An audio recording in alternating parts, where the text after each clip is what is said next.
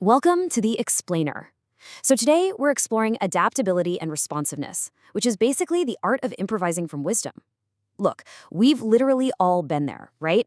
You spend hours designing the absolute perfect agenda, and within 5 minutes, group dynamics throw the whole shebang entirely out the window. Okay, let's dive into this. There's this famous saying, no plan survives contact with a real group. And man, that perfectly captures that sudden, cold spike of anxiety when a session derails, doesn't it? But here's the thing.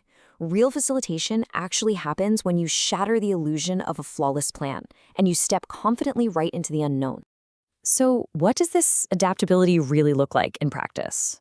We call this Domain F, and it's all about reading a room's energy and just changing plans in real time based on what the group actually needs. Honestly, it's a lot like jazz. You can't just get up there and blow random notes, right? You have to master the fundamental scales of process design first. Only from that deep, ingrained wisdom can you truly improvise.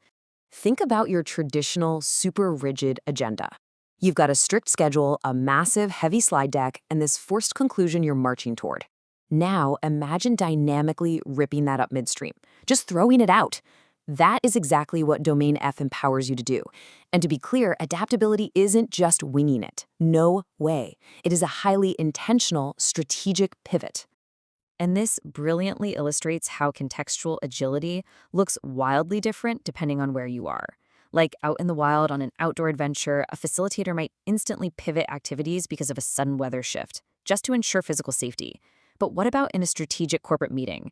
Well, that exact same competency means totally abandoning your presentation the second a massive high-leverage issue emerges that the team urgently needs to address.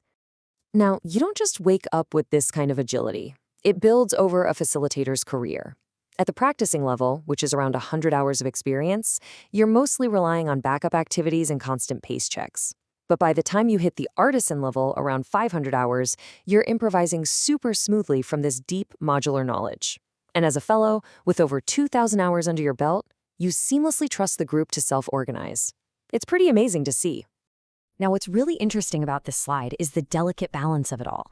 It's this scale of holding plans lightly versus holding values firm. A master facilitator will alter activities on a dime, but while they are completely flexible on how we get there, they remain fiercely anchored to their non-negotiable core values. They make absolutely sure that safety, respect, and those ultimate outcomes are never, ever compromised. Ultimately, the whole goal here is to master the art of reading emergence. If you want to dive deeper, definitely consider joining and supporting the Facilitators Guild at facilitatorsguild.com. So I'm going to leave you with this thought.